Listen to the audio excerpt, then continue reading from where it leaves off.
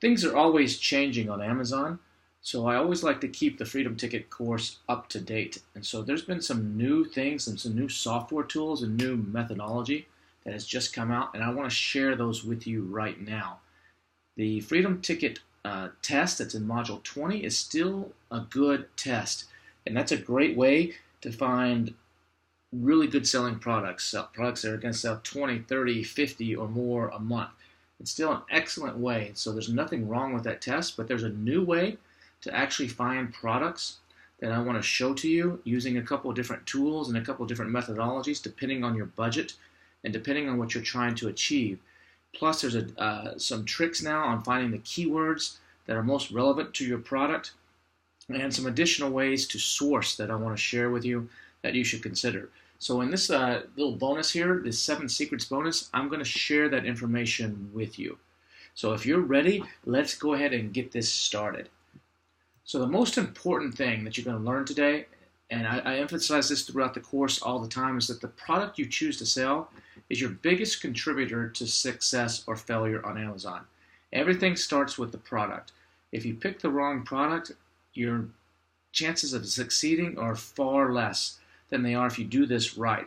And I'm going to show you some things that you need to think about when you're choosing a product. You can't just pick a product that meets the Freedom Ticket criteria test and then go launch it. There's more than that that you need to think about, and I'm going to show you examples of some of that today. But here's the problem. There's a lot of Amazon courses out there, and you know this. You might have taken some of the other ones. There's a lot of free YouTube videos. A lot of those are outdated, and they're all teaching the same thing, and usually by people who really aren't selling that much on Amazon. Not to mention all the Facebook experts that are giving bad advice in all the groups. Something gets posted in Facebook and it starts getting repeated everywhere as, oh, there's a new A10 algorithm, or there's a new this or new that. There's so much misinformation out there. You got to be really, really careful. And the other thing is that a lot of people are taught to use tools like Jungle Scout and Merchant Words and some of these other software tools. There's nothing wrong with those guys that run those programs, but there's better tools and better ways of doing it, in my opinion, and that's what I want to show you today. So what happens is everybody's doing the same thing. You go out there, the worst thing that can happen is you go out there and you find a product and you put it through one of these tools, through one of these criteria, and you're like, man, I just found the winning product. And then by the time you get it sourced and the time you get it launched on Amazon, there's like 100 other people selling the same thing. And you're like, oh my God, what the heck just happened? How am I going to sell any of these things now? It happens over and over because there's lead times and people are doing the same formulas. They're doing the same thing. They're taught the same things in all these YouTube videos. And they find a lot of the same products at the same time. So you've got to think differently because that's like going to the beach on a holiday weekend where everyone else is there too. It gets crowded really fast and the water's full of pee. So what I want to show you today is an advantage that you have by being a Freedom Ticket student, a way to pick products that 99% of the people out there just don't know. And you're going to avoid some of the mistakes, the common mistakes that new sellers make. So I'm about to show you how to get to empty beaches that are just like this. One of the things that you have to keep in mind is about 90% of all Amazon sellers fail. About 90% of the people that try to sell on Amazon fail, and that's because they're either trying to do it on their own without the proper guidance or a proper mentor, they're watching some outdated materials online, or they've taken a course that's very cookie cutter, and everybody's doing the same thing. So, and then a lot of people, they just worry about sales. They're like, I need to get sales. I need to get to this sales volume. I need to get to this. They don't worry about the rest of it right then. And that's a straight way to have almost a guaranteed way to fail. And so what I want to show you now is how to avoid some of that. But before we do that, there's 5 metrics that really matter the most on Amazon that you really need to pay attention to. These are critical. The first one is the keyword demand on Amazon. Selling a product on Amazon, especially when you're first starting, you're going to take advantage of this marketplace. If you're having to drive a lot of outside traffic from Facebook or your own site or from Google or somewhere, and you're depending on that when you first start to launch your product, that's not a good way to do it. You might as well go build a Shopify site, drive it there so you own the customer if you're going to spend all that money. So you want to take advantage of the demand that's already on Amazon, where you don't have to pay to get the demand there. You just got to figure out what the people want and give them what they want. Now, that's not to say when you first launch your product, you're not going to use Facebook or some outside stuff, because you most likely will need to do that to kind of get the ball rolling in the beginning when you do some promotions We talk about that in some of the other modules. But if you're depending on that outside traffic to prop up your Amazon sales, that's not a good way to start. That should be something you consider doing later on. Once you get settled on Amazon, once you're doing really well, then like, how can I milk this cow a little bit more? Then maybe you start messing with that stuff. But don't worry about that in the beginning. Focus on the keyword demand on Amazon. The amount of competition you have and your relative rank to that competition is crucial. It's super crucial on Amazon for your success or your failure. The number one thing that most people don't pay attention to is cash flow. They get into a product and it does well, and then they don't have the money to buy more to keep it going. It's a major, major problem. Make sure you use the cash flow spreadsheets that I give you in the projection spreadsheets that I give you in this course. They can make a huge difference in the products you choose and your success or failure. You've got to do that. The other one is ROI, or return on investment. The higher the ROI, the faster you can grow your business, and the less money you may need to borrow from others. Because if you're successful in this business, no matter how much money you start with, you're going to need more money. And you may have to go out to friends or family, or use banks, or use some of the services out there that specialize in loaning money to Amazon sellers. But you can minimize that or even eliminate it if you pick the right products that have really good ROI. So we're going to focus on talk about that too. And then your profit margin obviously is important. Most big sellers will tell you their profit is between 20 and 30%. And that's after they account for all expenses. You might see someone post somewhere that they have profit margins of 50 or 60 or 7%. And that may be true at the upper level. But once you factor in all your cost of shipping it and storing it and Amazon fees and advertising and your software and paying a VA or whatever, typically the bottom line is around 20 to 30% for big sellers doing private label. If you're selling wholesale or some other method, that can be like 10%. So that's what you want to shoot for at the end of the day. But the number one key that you have to pay attention to on Amazon, the number one key to success is math and data analysis. So if you're not good at this, I'm going to show you how to do some of this here in just a second. But if this is just not your wheelhouse or your comfort zone, partner up with someone or hire someone that is good with this, because this is what's going to make the biggest difference in your business, is how well you can do math and analyze data. And fortunately, there's a lot of tools out there that will help this, and you don't have to go back to your high school days and remember algebra and calculus and stuff. A lot of these tools will do it for you, but you still need to have a basic grasp of it. So I always say, and we've talked about this in the course, I always recommend that you start with at least 2.5 times your initial inventory cost. So why is that? It's because if you're successful, you're going to have to order additional inventory before you sell out of your first one. So you're going to get your first round of inventory. Let's say you order 1,000 units or something. You're going to pay for that. It's going to go into stock on Amazon. It's going to start selling. And you start saying, "Wow, man, I'm selling 20 of these a day. I'm going to be out in less than 60 days. Basically 50 days. 50 times 20. It's 1,000. I'm going to be out of stock." Well, it took my factory in China a month to make this product after I placed the order, and I had to pay them a little bit up front, and then it took another month for it to get shipped over to me. I'm going to run out of stock, and I don't have the money to buy some more. So that's why I always say you need 2.5 times at a minimum. The more, if you can have more than that, that's even better. But this is like the bare bones minimum. And then you can have some other costs, like maybe some software tools. Fortunately, as a part of the Freedom Ticket, you get Helium 10 for 3 months for free.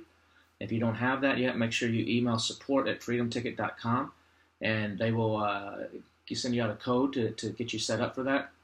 But you're going to have to do some PPC and some other things. So this is where I recommend you start. So let's take an example. Let's say you have $5,000 to start with.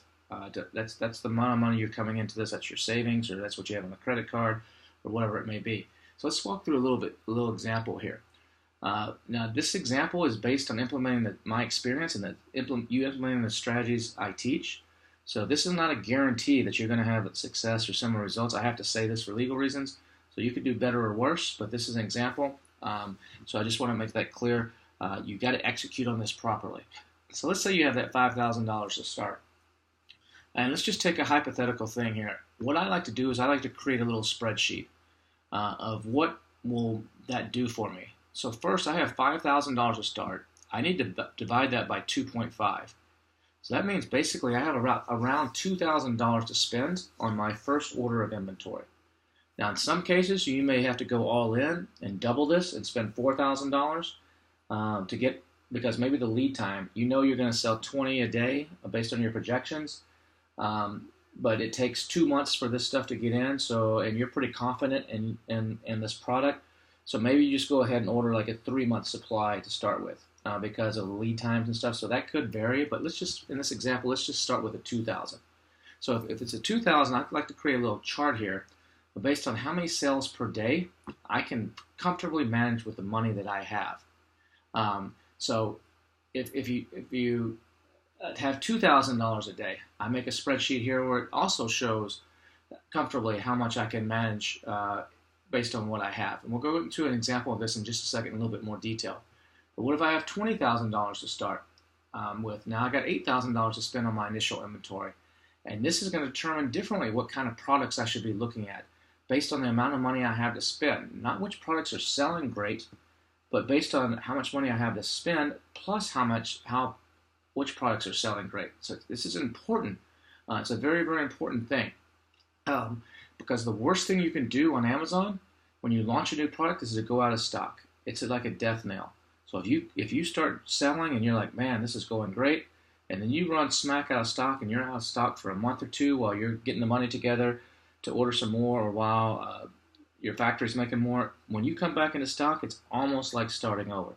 And you have to spend more money and just in a waste of time. So you definitely don't want to run out of stock. So let's go back here on this $5,000 example. Let's say you have $5,000 to start. So you got to divide that by 2.5. That means you got $2,000 to spend on your inventory. So if you look at this chart, let's just take a hypothetical here, sales per day. So I got to find products that fit within my inventory investment. So let's take a look at the first column there, 5 sales per day. When you multiply that by 30, that's about 150 sales per month. And now you're going to have to do some promotions to get the momentum going. We talk about this in the course. You got to do some giveaways, basically where the product is discounted very heavily, or other people are buying it, or rebates, or different ways to do it. So you're going to need about 40 or so at this sales volume. It's an estimate to basically you're going to lose money on. You're just going to be giving these away so that you can rank. So if you take your landed cost, which is the cost of buying the product plus shipping it over to Amazon, all the duties and taxes. So we're going to take the investment, and we're going to divide that by the sales per month plus the promo to rank. That means our landed cost has to be around $10.50, give or take, but that's approximate. So we need to find a product at that level that's going to be $10.53 or less landed cost. And that means I need to sell this product at between where it says price range low, I multiply it by 4.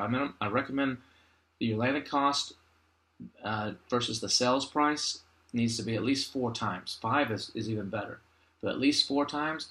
And then we put a high number there of 9. You might not get to 9, but in some cases you can just find a sweetheart deal. So that's like the high-end price, the most you could charge in some rare situations. But sometimes you can find a product. So you need to find a product that can, with that $2,000, that can sell. That's going to sell for between $42 and $95, and it's going to cost you about $10.50 to get it here. Versus if you go down, and you say I want something that sells 20 per day.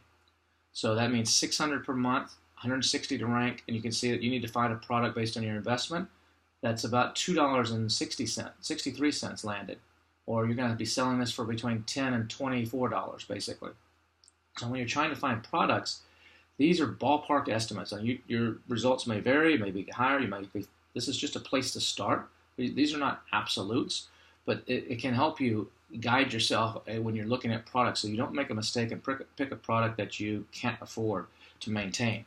So what do I use to do this? I have a secret weapon, and you guys have access to it too as part of the course. It's called Black Box by Helium 10. This is a really powerful product finding tool. Amazon has about 550 million products on their website. And to scroll through those and find stuff, it would take days and days. So it's basically taking the Amazon website and creating a different type of search engine that you can use that fits us as sellers. So when you go into Black Box, up in the top left of the Helium 10 tools, you're going to have something that looks like this. It has all these filters and all these ways you can like narrow down the Amazon catalog based on a different type of criteria than if you were a buyer trying to look for something. For example, you could go in and say, I want to sell something in the home and kitchen category. So you could just click on that. You could go in, you could say, you know what, I want a product that sells at least $10,000 a month minimum revenue. The max I leave blank because I don't care what the max is. I just want to do at least $10,000 a month. You could go in, you could say the price is between $19.95 and $49.95. That's kind of where you want the price of the item to be.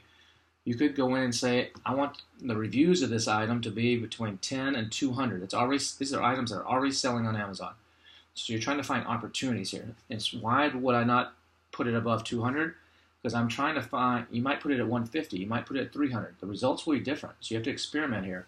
But I would put it at a low number because something that has a lower number and it's selling well means that there may be good opportunity for you. Because something that has a lot of reviews, you might not be able to compete with that because the social proof of something that a guy that has 1,000 reviews and you come in with your 0 or 1 or 2, most people are going to trust the other person and not you.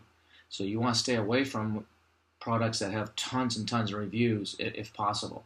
So that's why I put this low. And why not put a minimum of 10? You could put 20, you could put 50, but I don't want to put 0 or leave it blank because that could be someone that just started. Someone that just started on Amazon and they're selling pretty well. And in the future, there's going to be a filter here that Helium 10 is going to add. It's not available right now, but it'll be the age of the listing.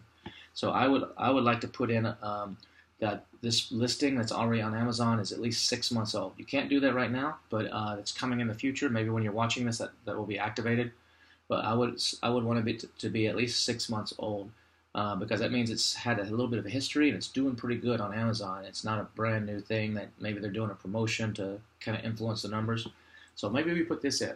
Then I might go over to the review rating and say, I don't care what the minimum is review of this product, but I don't want it to have more than 4 stars. Or maybe we'll put 3.9 or 3 because if something has 4 stars or less, there might be some negative reviews and I might be able to read those and fix a problem. If another product has 5-star reviews, that could be a problem. Competing against that, if it's all 5-star review average, might be a little bit harder because everybody loves the product. So you want to look for ones that are a little bit flawed, but they're still selling well. And so then I would probably put a 4 here, maybe a 4.5. I would experiment because the results will be different. See what comes back. Maybe a 3.5, play around. And then I'm going to go over and say, I want people that haven't optimized their listing well. You could leave this blank, and I would do that in some cases and see if you can find something where you leave this blank. But in other cases, I might start off and I might put, hey, I only want 2 pictures. Show me products that are selling well on Amazon that met all the other criteria we just talked about, but they have 2 pictures or less. That means it's someone that just slapped up a page on Amazon and they haven't tried to optimize it. They haven't used all 7 or 9 image spots. Maybe it's just a really basic picture. And you can come in and just by putting better pictures, you might be able to blow them out of the water. So that's why I would put like maybe a 2 here and experiment with this. Other times, like I said, I leave it blank. And then I'm looking for the number of sellers. I want to find stuff that is not sold by Amazon or not sold by, it's not like 10 guys on the listing, a bunch of hijackers and whatever. So maybe I might put the maximum number of sellers equals 1. You could put 2, 3, whatever, and the results will be different. So this is not the exact formula. I'm just trying to get you to think here of how you play around with this stuff to find some really, really gold. So if I do that and hit submit on this example, look what comes back. Over 200 products come back. And it's showing me here the name of the product, what the size is, what the weight is. It has variations, what the storage fees are at Christmas time when it's higher and the rest of the year, the price, the estimated monthly sales, the revenue, the star rating. So you get a lot of great data here. You can sort all these columns. But let's say I scroll through this and I find this particular item here, these set of candles. That looks pretty easy. So these candles are selling pretty well, almost $22,000 a month. Only has 86 reviews. The BSR is like 14,000.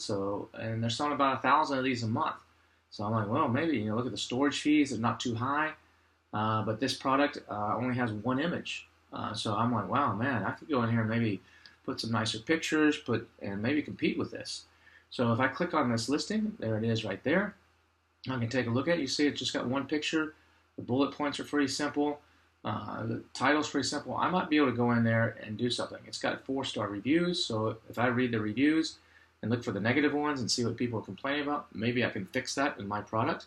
So the first thing I would do, though, before I even start digging too much deeper in this, is I would use this profitability calculator from Helium 10. It's in the Chrome. When you use the Chrome browser, it's the extension that pops up there. You have to install it, but the Helium 10 extension, which you can do from Helium 10 once you log into helium10.com, and I'm going to use this profitability calculator.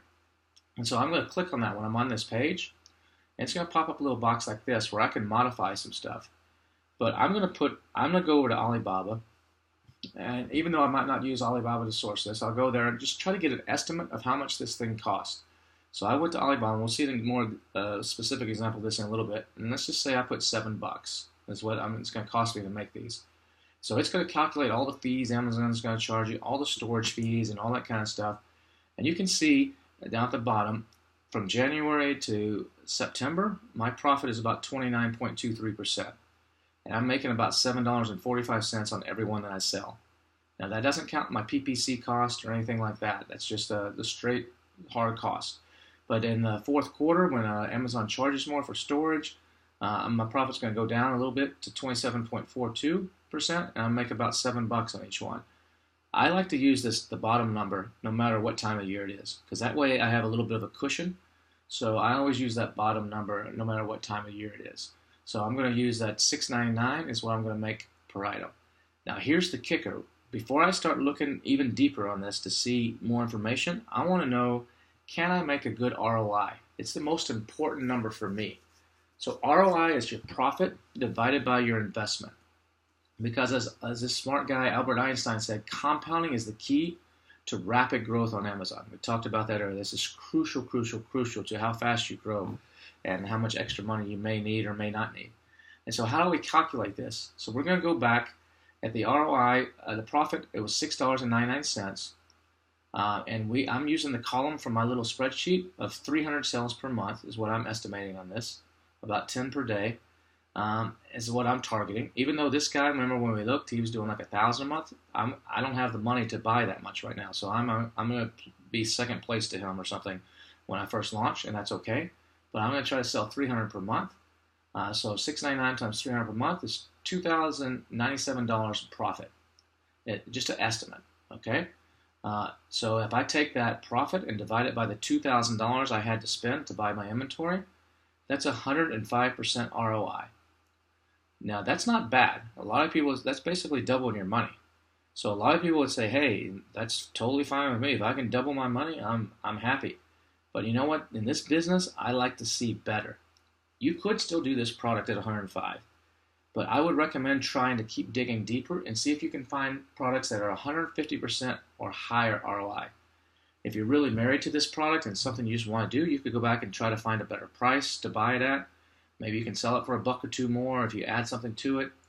There's ways to do that, but you need to try to figure it out to where you get 150% or higher on ROI. I have some products that are close to 600%, and those are like they're beautiful. I mean, those are hard to find, but they're beautiful. So I would stop right here, and I would not continue on this product because I can't get the ROI. So I'm not going to even look at keywords or look at anything else. I'm going to continue on and see if I can find something else. So let's take a look at how I would recommend you find something else based on your budget. Now I'm going to use my secret weapon again, plus keywords, plus a couple other detailed tricks I'm about to show you to find products. And so what's the best place to hide a dead body on Amazon? It's on page 2 or higher. If you're not on page 1 on Amazon, you're basically dead in the water. Very few people go beyond page 1 of the search results. Especially on mobile, you need to be on the top part of page 1, like in the first 6 to 10 spots. On a desktop, some categories show 16, some show 24 products, some show 50 products. The more products that are shown, the worse for us, the better for Amazon. And Amazon's experimenting around where they're actually starting to show more now. So you got to try to get to the top of the page, and really in the top 6 positions is where you need to be to have the best chance of success. So let's go back to our example on my little spreadsheet again, and then this time let's say we have $10,000 to start with. So if I have 10 grand to start with, I can take 10,000 divided by 2.5. That means I have about $4,000 to buy my first set of inventory and to be comfortable and have a good chance of success. So I'm going to come down to this chart below, and I'm going to find something that, try to find a product that meets that demand. And I might look at all 6 of these columns and try to find stuff in all 6 of these columns and repeat this process over and over until I find something that I'm really happy with. But just for example today, we're just going to start with this one. I'm just going to start it. I'm going to try to get something that's 15 sales per day, 450 a month. I'm going to need roughly 120 to launch this. I got my $4,000 investment. That means I need to find something that's around $7, my cost, and I need to sell it for between 28 and 63 to really have a good shot at this. So I'm going to go back to our secret weapon that we talked about, black box, but this time, instead of like last time where I was just kind of randomly entering some stuff, I'm going to get very, very specific on what I'm going to enter. So this time I'm going to go, and the 2 most important are in the red box. I'm going to put that price of between $28 and $63. Now you could fudge this a little, maybe put 25 to 70 or something and see what comes back. Like I said, these are not absolute, it's just ballpark. And then the monthly sales, I want to do at least 450 a month. And I went ahead and I put 600 as the max. You could leave that blank, but I put 600 as the max just so I don't get some things that are just selling like crazy and I get all excited and I can't afford them. And then I'm going to go over in the green boxes, and I'm going to put some of my parameters again. I'm going to experiment here. I'm going to put 20 reviews this time, up to 150. And maybe if I don't get something I like, I might come back and change this to 10 to 200 or something. I'm going to play around, but I'm going to put my review rating again at 4. You could leave that blank and find 4.5 star ones that might have a good opportunity. But I'm going to put it at 4. I'm going to try to find something that's got problems first. I'm going to go down and put my number of sellers at 1. I'm going to put my variation count at 1. That means I want products that aren't complicated. There's something I can launch that doesn't have 20 different colors or 15 different sizes. That's what variations are. And so I want something that's like, it's a one-off. This is, you buy this item or not. There's not like multiple choices when you get to the page to buy different sizes or colors or whatever. Or you could leave that blank, but that's just, I'm just trying to find more simple things to start with. So let's say I do that, and Black Box spits back a whole bunch of results, and I scroll through those results, and let's say I found these 3. These 3 look all interesting to me. I'm like, I want to take a look at this a little bit differently. Some sort of basketball shooting training device, a little spy camera, and something that looks like football coaches or coaches would use for spotting, or something that they throw out of their pocket during a game or something. So these all look kind of interesting to me. All the reviews are less than 4 stars, so that means people are complaining about something. I might be able to fix the problem. The price range is okay. The sales are pretty close to what I was shooting for, and the total sales are not too bad. Almost 20,000 a month for most of them. So what am I going to do first? I'm going to go use that profitability calculator once again. I'm not going to go through all the specifics here, but once you do that, look here at these 3 products. One of them's 120%, so I'm going to scratch that one. It's not high enough for me. One of them's 175. That's not too bad. Maybe I'll come back and look at that a little bit more later. But look at this one. It's at 200%, this spy camera. I'm going to go dive deeper into that one because that one has, I like that ROI. So I'm going to go click on this product and see what the heck it is. It's a little spy camera, like the size of a quarter or something there. And so I see this guy, he's doing pretty well with it, with this little spy camera. He's got 3-star reviews, only 44 reviews, but he's still crushing it. He's still doing really well. Let's go back here on Amazon. He's selling $18,000 of these a month, despite that. So I'm like, man, there's an opportunity here. I can go improve this product, make it better, and he doesn't have a lot of reviews. I can catch up to him pretty quickly. So maybe I can knock this guy out and take a bunch of his sales away. So the next thing I'm going to do, I'm going to go over to Alibaba, which was what I did that already when I was checking on my pricing earlier to create these. But over on Alibaba, I found almost the exact same product. Now, I might not order from this company, but I'm just using this for ballpark. And they say if I order over 200, it's about $5.90 a piece. So that's what I used in my profitability calculator back here. I probably changed it to like 6 or something. Or I might even added another $1 to it, maybe like 7, just to cover my ass for packaging or something else. But that's how I did it. And so once we know this, I'm going to go over to Cerebro Tool. I'm going to put the ASIN in for this product that we found that's doing pretty good in sales despite bad reviews, a bunch of bad reviews and not too many of them. I'm going to put it in there, and Cerebro is going to tell me, it's going to take a pretty good guess at which keywords on Amazon is this product ranking for. So I put in that ASIN, it does what's called a reverse ASIN search. It analyzes the listing and says, hey, these are all the keywords that are showing up, or this product is showing up on, and it gives you how much the search volume is. It gives you how much the exact search volume, which is the number I focus on. I don't pay too much attention to that Cerebro IQ score. It's not something I really pay that much attention to. But take a look here at the opportunity for this. Now, the number 9 one looks pretty good, but because it has a cell phone app, I don't want to do a cell phone app. I might skip that one. But it shows you how many sponsored ASINs, how many headline ads, how many competing products, the CPRs, how many you might have to give away to rank on page 1 for this. The first one's a total over an 8-day period or less, and the other one's a daily period.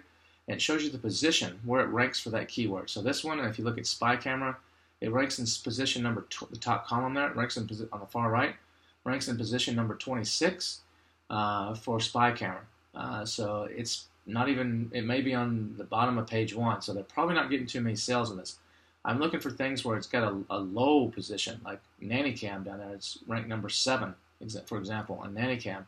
That might be something I would go after. And then the age is the last time the position rank was updated. So it tells you how old that data is. It could have changed over time. So what am I going to do next? I'm looking through here, and one of the keywords that caught my eye is spy cam. It's got a 9,945 exact. That's pretty high. Anything above 6,000 is good. The higher the better, obviously, but above 6,000 is pretty good. So 9,945 exact. And look, it's got 957 competitors, and it's ranking number 2 on this keyword.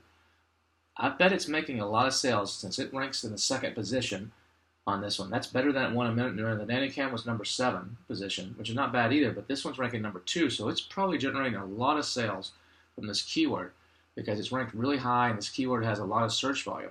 So what am I going to do next? I need to figure out who else is selling these spy cams and what's going on. So I'm going to go back to my extension in Chrome, and this time I'm going to type into Amazon spy cam, and let Amazon show me the results. Then I'm going to hit my extension, and where it says X-ray, I'm going to click on that, and that's going to pop up a screen that looks like this. And then what I'm going to do, it's going to give me an estimate of sales for this item. It shows it's like a 3-star item here, which is good. On X-ray, if you see 3 or above, consider that like a 4 or 5 on most other tools. So on most other tools, you'll see some 4s and 5s.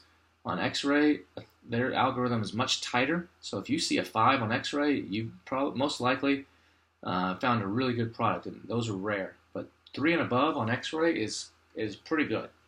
So it's a 3-star, and then what I'm going to do is I'm going to sort this by sales. I want the highest sales at the top and the lowest at the bottom. I don't care about the revenue, or I don't care about the reviews. I just want the sales. So I'm going to sort this by sales, and then I'm going to mouse over the ASINs on the left-hand side. And when I mouse over them, it shows me a little picture. So I want to go and find the next between 3 and 10 people that are selling a product similar to mine. Now, some of these on here are not a little tiny spy camera. Some of these that show up in the results might be like an alarm clock spy camera or something else. I want to compare mine to the other people who are selling something pretty similar. In some cases, you may, if it's a some sort of medical device, you might see the medical device, and then sometimes there's like the strips or the supplies show up in here. You want to compare apples to apples. So I want to find the other little spy cameras, little tiny ones in here. And I'm going to start at the top and work my way down. And I'm going to find the ones that are similar to mine, and I'm going to come back to the Cerebro tool, and the top green box there, I'm going to put my ASIN for this particular spy camera that I found, the one that's doing like $18,000 a month, and that we have all this data on. And then below it, I'm going to put the ASINs of the next 3 to 10 that are similar to it. I'm going to put those down there. And then what I'm going to do is hit submit, and it's going to give me a few results, but at first I'm going to filter those results using what's in the red box. I'm going to put in the exact volume. I'm going to say I want a minimum of 300 sales a month. You could leave this blank or put 200, but I'm just going to start. I want 300, I'm sorry, not sales per month, searches per month. 300 searches per month. The competing products, I don't like to go above 10,000. Ideally, I like to have less than 5,000. So you could do like in the freedom ticket test where you say 10,000 here, but in this case, I just put 8. And I might play with this, see what happens. I might come back and change it to 5,000, change it up to 10,000 and see. But let's just start with an 8. I'm going to come down to the competitor average, rank average on the bottom there, bottom left. And I want to find where all these, what this tool is going to do is compare all these against each other. So it's going to take all these different spy cameras and compare them against each other. It's going to find which ones are ranking in spot number 2, which ones are ranking in spot number 8, and so forth, and take an average. So I want to find the average of my competitors is 16 or less. That's pretty much page 1 for most, the top part of page 1. You might even change that to 8 or 6 if you want, but I'm going to start at 16. And then the next column over, I want at least 2 or more of the products above to be ranking. So I want, you could change that also, leave it blank, or change it. I want to find commonality. Some people like to put 4 there or something. All 4 of them are ranking 4. You can play with it. And then the competitor performance index, that's going to be an indicator of how well you can compete here. The higher number, a 10 is really good. So I usually will put like an 8 or above here, but for this example, I put a 10. And then what's going to happen is you're going to have a chart like this come back. It's going to filter it down to the best keywords that you could try to rank for this particular product if you sell it. So you have in the blue column the exact searches. So you can see Spy Camera has a ton of searches a month, 134,000.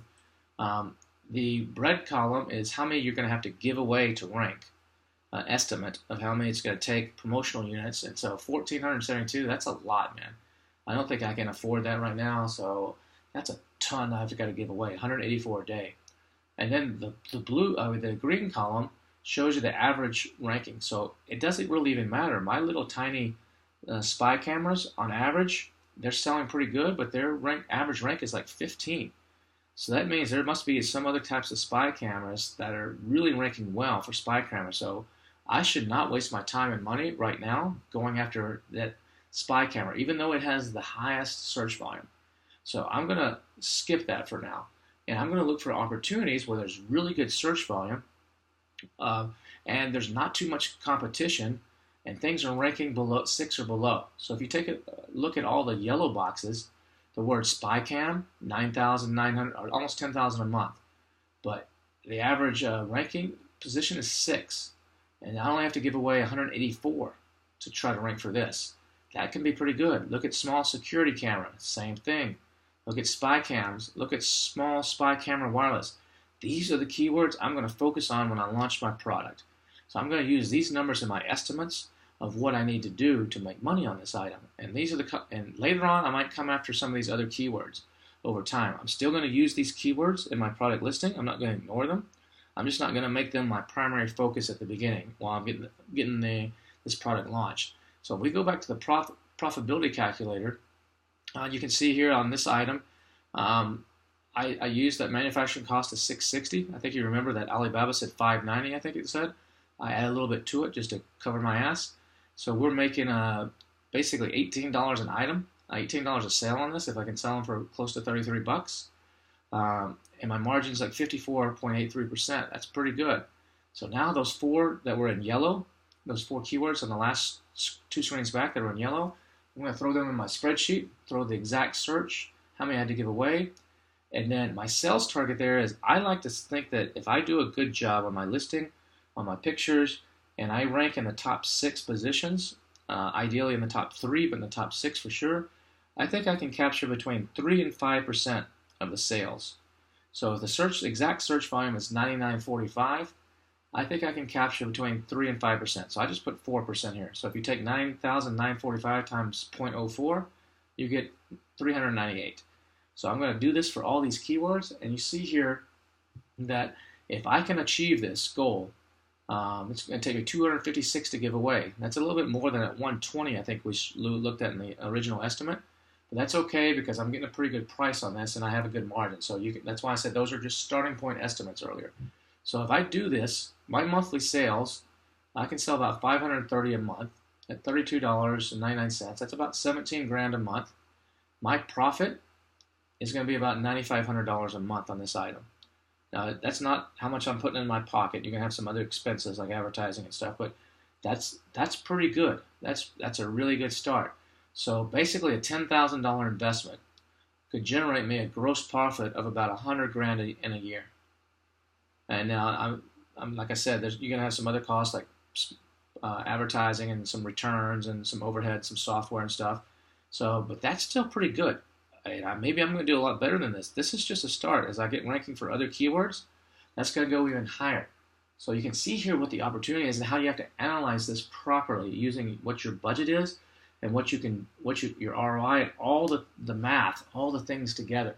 So this is crucial to do. So I hope this helps you and you understand a little bit better now. Now take a look at about finding suppliers. I mean, we talk about in the course where a lot of people go to Alibaba or Global Sources. They Google their product name plus private label. Or in the U.S., there's a site called ThomasNet that's got a lot of good suppliers. The problem here, and these are good places, and you could or could not use them. You should always check them. But the problem is like being on one of these trains where there's just a ton of freaking people on this train. I like to find places where the people aren't. So one of the ways you can find suppliers is use your competition. See what your competition is doing and use their suppliers. Because if they keep reordering over and over, it's probably a pretty good supplier. Probably not producing crap. So how do you find that? Well, in the United States, anything that's shipped into the United States has one of these called a bill of lading. It's basically like an invoice kind of for what's being shipped into the U.S. This is public information. Anything that comes by sea like this is public information in the U.S. So there's websites that gather this data, and then you can pay them money, and you can search this data. Or I'm going to show you some ways to get some information for free here without having to pay them this money. But they're good sites. If you pay the money, you get a lot more data. It can be very, very valuable. But in the beginning, maybe you don't have the money to pay them. You want to get some of this data without paying it. So here's how you do it. Let's say I was going to sell these resistance bands. So I would type resistance bands into Amazon. And let's say I found this bestseller down here. It's just crushing it. And I want to know who his supplier is. So I would click on that listing. It would take me here. And I'm going to see what it says sold by. As long as it's not Amazon, if it's something else, it says sold by Life Simply. I'm going to take that. I'm going to go to usaimportdata.com. And I'm going to put that where the importer name is. They misspelled it there. It says importer name, but importer name. Type in Life Simply. And then on the country, I might put China, or usually I'll leave that blank. It's optional. And I'm going to see if I hit a match. You got to get the spelling right, the spacing, everything has to be exactly right. But in this case, I get a match. Look what comes back. 8 shipments from 2 different factories in the last 4 months. So I can click on one of these, and I can look deeper. And it shows me here, like in number 1, that they're shipping an empty 40-foot container. And so you can do some reverse math. Remember I said this is all about math. And figure out about how much that is. That's almost about 9,000 pounds of bands. And then number 2, I can see do the math and figure out how many cartons they have. And number 3, I can use information on their Amazon page based on how much this weighs. So I can figure, they got about 77 units per carton. So this is about 30,000 bands just by doing reverse math. And then number 4, I can see where their factory is or the trading company where they bought this. I can then Google them or look them up on Alibaba or somewhere and reach out to them and say, hey, I'd like to do this product like this, but I want to change this and this and this. And there you go. You have a factory that's probably pretty good because they've ordered from them 8 times in the last 4 months. Or had 8 shipments come in the last 4 months. So this is a way to reverse engineer your competition. You can also use this tool and search for keywords like resistance bands instead of the factory name and see who all is bringing in resistance bands and look for people that are bringing them in over and over and over. Now you might have to put the underscore. You got to spell it just like the Chinese would if they were typing on the bill of lading with misspellings, or they may not use proper English or something like that. So you got to put that in there. You can also put the country. It's just a really cool way to reverse engineer without using Alibaba, and you're always like, can I trust this factory? What if I wire them the money and it's some guy in his garage?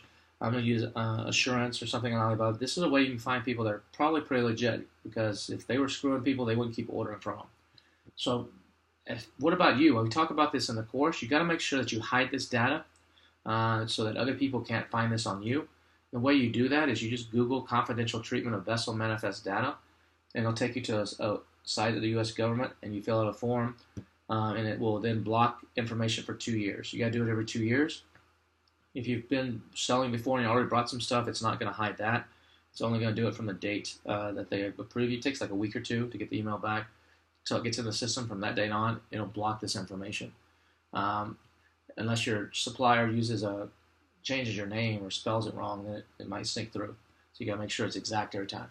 Now, there's another way to do this. Panjiva is probably the best paid site, but you can actually type site in Google, type site:panjiva.com, and then the brand name. And you can get some limited data. It'll return some samples to you without paying. It's not all the data, but it's still pretty good for free. Now, you can also go to use Panjiva and go to panjiva.com/products. And you can find suppliers there too, which is pretty cool too, just by searching for like here, a keyword baby blanket. It comes back with 1,400 results, and I can click on these. It's not going to show you everything unless you pay, but you can get enough stuff for free in some cases, where you can come here and you can look at the bill of ladings and all the data too and find out a lot of cool information. So that's another way to do it. And now there's a third one, and this is a really cool site most people don't know about. I'm sure now that I've made it public on a webinar, probably everybody's going to start using it, but still it can be a pretty good site. So this one has about 30 different countries on it. So maybe you're bringing in stuff that is subject to high tariffs, and you want to find another country or another source. I really like this site. It's called 52wmb.com. There's an address in the lower right for in English. But you can come in here and you can search by suppliers in all these different countries, or you can search by buyers too, or by bill of ladings. It's really, really cool place to check out. They do have an upgrade version where you got to pay, but you can get a lot of basic stuff for free. They even have ratings for the suppliers. It's really, really cool. And they'll give you all kinds of information here about where it's coming from, who they're trading with, just some really cool data. See where it's going. You can also click and get the additional data here, like the Santa letter writing kit. See where who the supplier was and when it was shipped, and all kinds of cool stuff. So it's a really, really cool sourcing tool. All right, the next thing I want to share with you right now is another little bonus, and this is kind of advanced. So don't worry about this if you're just now getting going, but bookmark this or come back to this once you get ready. But this is how you can get more customers on your house list. So one of the biggest opportunities right now is something called ManyChat. And it's a chat bot that you use on Facebook with Facebook Messenger. And it's a powerful way to do some marketing. I'm not going to go into depth here because this is kind of advanced training, but you need to be aware of this. So if you put one of these on your package inserts, it's kind of like a QR code for a messenger, and because everybody has their phone with them. When they open the box from Amazon, they've got their phone sitting there with them. Rather than having to go to a website to register their warranty or something, it's better to use something like this, because they just tell them, scan this with your Messenger app, and boom, you have an insert right on top of your box that has this. And you say, scan this code with your Messenger camera. Maybe it gives them a 30% off code. They can download a PDF manual or book a free ebook of like cooking tips or something. Join your VIP list, or maybe even one of the best things I've done is I give a free accessory. If I'm selling a makeup mirror, I might say, hey, congratulations, you've qualified for a free makeup brush. Just scan this code, and you can get your free brush. What that does is it takes them to Facebook Messenger, and then use something called ManyChat that will engage them, and it gets them onto your list. And it's way better than getting them onto an email list. You could also so what it will do is when they scan it, it opens up a dialog, opens up their Messenger app, and you're going to go through a process where you say, hey, thanks for buying my makeup mirror. We'd love to send you a free makeup brush. Would you like one? And you make them click yes or no or heck yeah or whatever. And then it's a chat bot. So it's like artificial intelligence. And then what it does is it will take them through a process, and maybe after 2 or 3 steps, you ask them for their email address or for their mailing address. But the beauty of this is once they've responded to you twice inside this chat bots, they're now on what's called a messenger list, and you can then remarket to these people. And the beauty about this is that you can get about 10 to 80 times better engagement versus email. Email gets about a 10 to 20% open rate, but messages sent via Facebook Messenger, as of right now, because it's still so new, are getting 90% and up. So you're going to get a much better engagement, much better audience. And so this is a great, great way to build a list of customers and stuff. Because it's way better than email follow-up software. You can use this to provide customer service. You can use it to help you get some reviews or avoid bad ones. So all kinds of cool stuff. I'm not going into detail here because this is kind of advanced, and we talk about it in our advanced training that's after the Freedom Ticket if you decide to do that. But if you want to do this, here's how you set up the codes. You can go to ManyChat.com, and it's called the Growth Tool. It'll help you set up. It's $10 a month for the basic account. Or you can go to this HumTech site, and they'll help you generate it. Now, you're like sitting there saying, Kevin, how do I do this, ManyChat? How do I do this? Here's a free course. Now, this would normally cost about $2,000 for this course, but you can do it totally free. It's at course.manychat.com. It's taught by Molly Pittman, who's a pretty good internet marketer. It's like 10 hours, 10, 12 hours, and it's got a lot of specific examples on how to do this with Amazon and stuff. So have you or one of your people on your team go through this course, and it'll show you exactly. It's not complicated. It'll show you exactly how to set this kind of thing up and how to run ManyChat. Now, the fifth secret I want to share with you today is how you can launch a product using your competition. Let's say you're brand new selling on Amazon and you don't have a list of customers yet and you're trying to launch a new product. Well, there's all kinds of services out there like Viral Launch and JumpSend, and there's tons of different ones that will help you launch a product at a heavy discount. But what I like to do is I like to have people that are not at a heavy discount buy my product because it helps me rank better, and I don't have to give away a lot of money. So what do? Is I go find one of my competition's products and I use them because my product's not in stock. If my product was in stock, you could use your own product. But since my product's not in stock yet, it's still being made or it's on the boat, and you're like, what do I do while I'm waiting for my shipment to come in? This is what you do. You go find a competitor. So let's say this is my product here. It's a blackhead remover to remove blackheads off the skin. What I would do is I would go find somebody else that's selling really well on Amazon, like this guy, and it's different from mine. This is an old-fashioned, just the basic. It's not automatic. It's not a electronic one. It's different. I would set up an Amazon giveaway. So what I would do is I would scroll down the page of this one right here and see if I can find the word, the button turned on where it says set up an Amazon giveaway. It's not on every single page, but on most of them you'll find it. And so I'll say set up a giveaway. And then what I'll do when I go into set up a giveaway, this is where you're going to give away some of your competition's product for free. It's almost like a raffle or something. So I'm going to go buy 5 or 10 of them, and I'm going to have to spend money. I'm going to buy them. So I'm going to go buy 5 or 10 of them. It might cost me $80 here to buy them. And then I'm going to say I want a lucky number to win, or you can do first come first serve. But I'm saying that I want every 500th person to win. And then I'm going to come down, and what I want them to do is I want them to watch a YouTube video first. So before they can enter, and this is all hosted on Amazon. It's all free to do this, other than you have to buy the product. So I want, before they are told whether or not they win this product, they have to watch a YouTube video. So we'll talk more about that in just a second. But what I'm going to do is I'm going to go out to YouTube. I'm going to find some influencer on YouTube or some guy that's got a YouTube channel about blackheads, and I'm going to get them to participate. I'll show you that in just a second. So I'm also, when I'm setting this up, I say I don't want to offer a discount at the end. Now, if this was my own product, I would. But since it's my competitors, I don't want to help them make any more sales. So I'm going to say no. And I want the discoverability to be private. This is crucial. Excuse me. Because if you make it public, you're going to get a lot more people entering the contest, but you're not going to know who they are. And we need it to be private so that the only people that know this, I have to give them a link. That way I can know who they are. Then I'm going to go over to YouTube. And I'm going to type in blackhead removal or whatever. And I'm going to go find an influencer over there that maybe it's not a big guy. Some guy just started his channel and has 5,000, 10,000 subscribers, whatever. Not a big person. And I'm going to say, hey, look, Mr. YouTuber or Mrs. YouTuber, I'll get you 5,000 views in exchange for making a free video for me. Because these YouTubers, they want to get ranked higher. They want more views on their videos.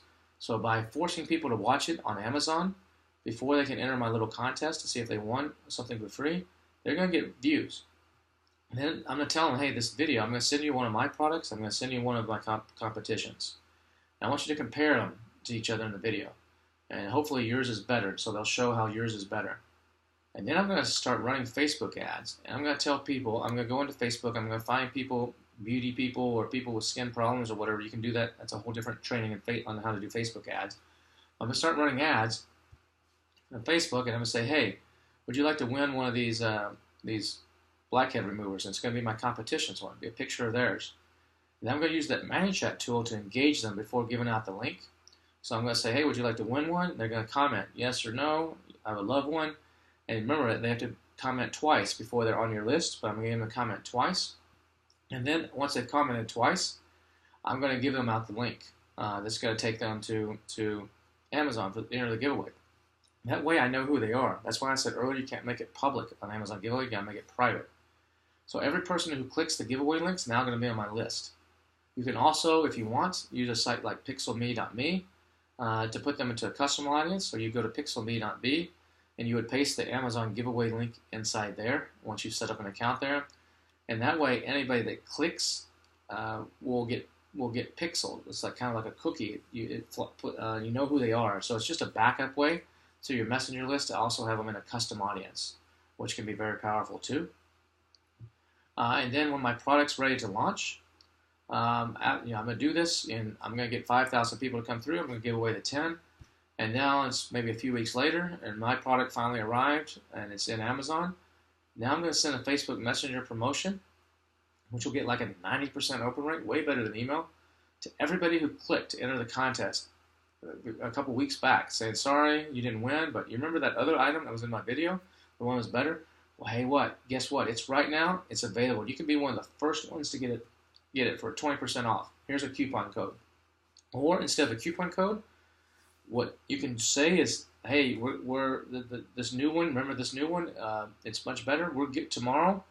They're normally $30, but tomorrow between 1 o'clock and 4 o'clock Pacific time, they're only going to be $10. So set your alarm, set your whatever. Make sure you go to Amazon.com at this link tomorrow. Search for this, this, and this, and you'll see our product for $10. And you're going to go into Amazon on that day, and you're going to have a flash sale. So you're going to lower your price to just $10. No coupon needed or anything, just for those 3 hours. That way, everything is a full price sale. And then you go slowly, or if Amazon will let you, you're going to raise your price back up quickly. This could be a very, very powerful way to get the ball rolling. So it's a really cool launch technique that should help you quite a bit. If you don't understand this right now, go back and watch it again. If you get the bonuses here in the Freedom Ticket, there's some on how to use Facebook, or you can go out there and find some classes on how to use Facebook and how to run ads on Facebook. It's a little bit beyond the scope of what we do here. I just wanted to give this to you. So, or you can give them a link to use ManyChat that guides them through a search, find, buy. Again, if you need to learn how to use ManyChat, it's course.manychat.com. And the beautiful thing, it's totally free. The beautiful thing is you'll have this video from YouTube. So you can ask the YouTuber, hey, can I download a copy of the video or send me a copy of the video? Then you can go upload it for free onto Amazon. Now this is not going to appear up in the top left of your listing on Amazon where your pictures are. You have to be brand registered or a vendor for a video to show there. But it's going to show up in the video shorts section, which is sometimes featured very prominently on mobile. And it's also usually on your product page down, like halfway down the page, there's video shorts, so it can help. And the beauty is, look at one of the options is a comparison video over on the right-hand side, that white box. So it's totally within the terms of service. So how do you upload this for free? You just go to this link right here, and that will, when you put your -ASIN here, and that will let you upload it for free. And get that product on there so people are seeing it on Amazon, and it's comparing yours against the bestseller, and people are like, oh man, maybe I should buy your product instead. It's a great extra marketing tool. And the benefit of this. Now the sixth secret I want to show you about is sometimes we have what's called, you hear about people saying they got hijackers. And this is usually people that get onto their page and are selling a very similar product, or maybe it's counterfeit. And so he'll say, like, other sellers on Amazon, you're like, how did this guy get over here? Sometimes it's people that are doing arbitrage. Maybe you did a launch with a borrow launch or something, and 3 guys bought it and they're just at a cheap price and they're reselling it. Those guys, just let them sell. Don't worry about them. Or you can buy them from them and just get rid of them. But these are the people that are like, from China or whatever, that are really like messing with you. So the way to help get rid of these is you need to be brand registered. We talk about this in the course. You need to get those trademarks done as fast as you can. And you have to make sure you do the right kind. There's 2 kinds. There's a text-based trademark, which is like the words Amazon, and there's an image-based trademark, which is the logo. You can do both of them if you want, but the one that matters for Amazon is the text-based one. So you got to make sure you do a text-based one. Now the beauty is you can get brand registry on Amazon if you have a trademark in any of these 12 countries right here. So it doesn't have to be in the United States. You can do it in any of these 12 countries that Amazon sells in. Notice China's not on the list. So if you do that, then you'll get into, once you have the trademark, you have the official little seal and the official little registration number, you can get brand registry, and that will help protect your listing and get people knocked off and people from stealing your pictures and all kinds of stuff. Because when you go into brand registry, once you have it, you can report violations. You can type in keywords and it'll find stuff for you. You can type in, it could be your brand name. It'll find all the people that are using it. Or you can find, you can upload an image. Someone steals part of your picture. You spend a bunch of money taking your pictures, and someone steals it and photoshops in their product. You can find them and report them really easily here. You just check some boxes. It's a really great tool to have, and you really, really need this. But the problem is when you fill out a trademark for the United States, it can take a long time. It can take like 7 to 10 months. You can do it yourself if you go to uspto.gov. It's $275. Some categories are like $325. Or you can use a service like Seller Trademarks. A lawyer will get involved and kind of make sure you've crossed all your I's and dotted all your T's, or crossed all your T's and dotted all your I's. Because I have had times where I did it myself and I kind of screwed up and it delayed it a couple months. So it's up to you. But another site that's much quicker, if you have the budget, is you can go register in Europe at the site there, euipo.europa.eu. Now it costs more. It costs almost $1,000 US, but typically you get it back in 2 to 3 months. So it's much quicker, and you can use that for your Amazon in the US selling and get protected much, much faster. Now you should still probably do the United States one to have that IPO protection for sure down the road, but this is a way to get it quicker. Now what if you do it in both of these, and maybe you got declined, or maybe someone already had your mark. Somebody did it like 20 years ago, and they already had your brand name. Like, oh man, I don't want to change my brand name. Go see if it's available in Mexico at maxtm.com. You can also get one there for 2 to 8 months for $1,000.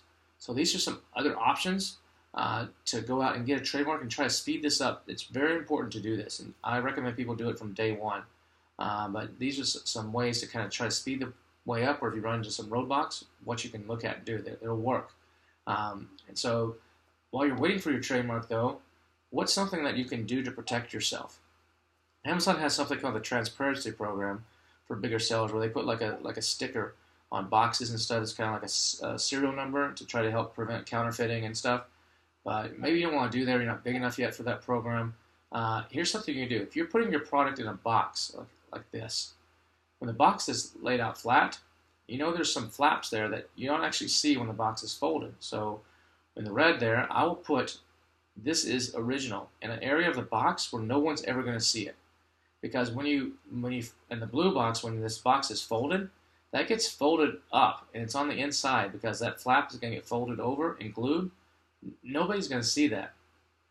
And then when your box is completely done, and then what happens is when you have a product and someone's violating your mark, you think it's a counterfeiter, you can order one of their product, order one of yours, and then open them up and take pictures and say, look, when I open up the box, this is the original. It's hidden on the inside. And they probably aren't going to see that. Unless they completely deconstruct your box, they're not going to see that. It can be a good tactic to use as proof and ammunition that someone has ripped you off and it's not the real thing. And so that's a little hack, a little trick that I highly recommend you do if you can. Now the 7th tip here, this is a bonus tip. It's a little bit advanced, so don't worry if you don't quite get it, but save this so that you can come back to it. When you go in the back end of Seller Central, this is kind of what it looks like. You have these fields here. Kind of standard where you can put your search terms in. But a lot of people, like, what am I supposed to put in intended use? Or what am I supposed to put in target audience? The platinum keywords, that's reserved for very special people. Just ignore that. Or what should I put in some of these other attributes columns? And when you start to type it in into Amazon, sometimes they'll give you some weird stuff, or maybe you're just guessing. But you can improve the quality of your listing and its relevance and its findability by putting the right stuff in here. Well, how do you figure that out? Well, the first thing you want to do is go over to Amazon and take a look at your business reports section. You see here in the red, there's all these different reports that you can do under business reports, inventory reports. But there's one missing in here. There's one that Amazon doesn't turn on unless you ask them to. It's called the Category Listings Report. You want to send an email to Amazon and have them turn this on because they hide this by default. And so when you have this turned on, you'll get these different categories. It's called a category listing report. I don't know why they keep it turned off, but this will show you like all the missing stuff in your listing and opportunities where you can go in and fill in additional data and get additional relevancy, get additional rank juice on Amazon. So what you're going to do is you're going to open up a support ticket and ask them to activate this. They'll activate it for about 7 to 90 days. Depends on. You're going to download that report, the category listing report, for whatever category you are. If you're selling beauty or pets or whatever it is, you're going to download that. It's then going to show you. You're also going to download before you do the flat file for your category and the category browse tree guide. You can do that by just Googling. You can find it on Amazon, digging around, or sometimes it's just easier to just Google Amazon Seller Central Category Browse Tree Guide. And you can download the Category Browse Tree Guide. Because if you go into the back end, like we talked about earlier, and start typing something here, and say I'm selling bath soaps, but look here, the default stuff is like mini size, computer accessories, portable, MP3 feature. I'm like, what the heck? This stuff has nothing to do with my bath soaps. So what am I supposed to type here? Smells good or made natural? I have no idea. So what do most people do? They just leave it blank. But what if you knew what to put in there? Some things that could really help you on your listing. That's where you're going to go over to the category, the browse tree guide, and you're going to look under what's called attributes. Remember, this says other attributes. See other attributes on the left. In the browse tree guide, there's a column named attributes. It's called Thesaurus Attribute Keywords. And when I click on that, look at all these values there. Whichever ones of those values are relevant, I'm going to put into my listing. So if mine is alcohol-free, I'm going to put it. If it's oil-free, put it. Whatever is relevant to your listing, put it in there. This is going to make a huge difference in your relevancy and how you show up in search, how you show up when people refine stuff on the page. So I'm going to open up my category listing report and see what all is missing or what's wrong by using this data in the browse tree. You might not be able to fill in everything, but I'm going to go in and do as much as I can using these flat files and comparing them to my category listing tree. Now you could enter what's missing using Seller Central if you're more comfortable with that. But if you're comfortable with flat files and doing Excel spreadsheets, it's better to do it with a flat file and then re-upload the flat file to Amazon. That's a little bit more advanced than what I'm going to talk about right here. But for those that know how to do that, it's pretty easy, but it really boggles some people and they don't want to mess with that. You can just go and enter as much as you can in the back of Seller Central from this data. But take a look at this. In my category listing report, under intended use, I had makeup, shaving, and travel. I didn't know what the hell to put. This is probably a makeup mirror or something, or a bath soap. These are good for makeup or shaving or travel. I think it was a makeup mirror is one of my examples. But what I should be putting in there are stuff from this other column. Now, some of it may not make sense. On the left-hand side, the specific use keywords is what this is. Some of this might not make sense for me. Dry skincare, maybe, for a makeup mirror, or fine lines and wrinkles, maybe. So you put whatever you can in there, and it's going to really help. You're also going to put in the other attributes, you can use that Thesaurus Attribute Keywords and put as much as you can. If you don't find anything that's relevant, you're going to put other relevant, some other relevant keywords in there. An empty category, an empty is bad in your category search. So try to fill out as much as your category listing report as you can. And like skin type here, these are the skin type things. So just compare these two. And it can really help you on your listing. And this may sound a little complicated right now, but once you get into it, you'll kind of figure it out. It's kind of once you start doing it, you're like, oh, okay, I get it now. Why should you do this? It helps in your relevancy, which is a major ranking factor on Amazon. Helps in your keyword indexing, which is going to help more people find you. When people do filtered search results, it eliminates your competition. You know, sometimes they'll type in a keyword, then on the left-hand side, there's some buttons where you can filter. And so maybe there's 10,000 people that show up for bath soaps, but then when I filter paraffin-free, it knocks it down to 2,000. When I add another filter or whatever, it knocks it down more, so you can eliminate a lot of your competition. It's also going to help you on your sponsored ads impressions and make you more relevant there and get impressions for maybe things you weren't getting before. And it's also a great way to help you get more sales. So these are 7 secrets that I just wanted to share with you. Because as a Freedom Ticket student, I want you to have the best chance for success and to go out there and crush it. So I hope this little bonus has been helpful for you. and go out there and just kill it. And I'm looking forward to seeing you again on the next Q&A or in the future. Take care, everybody.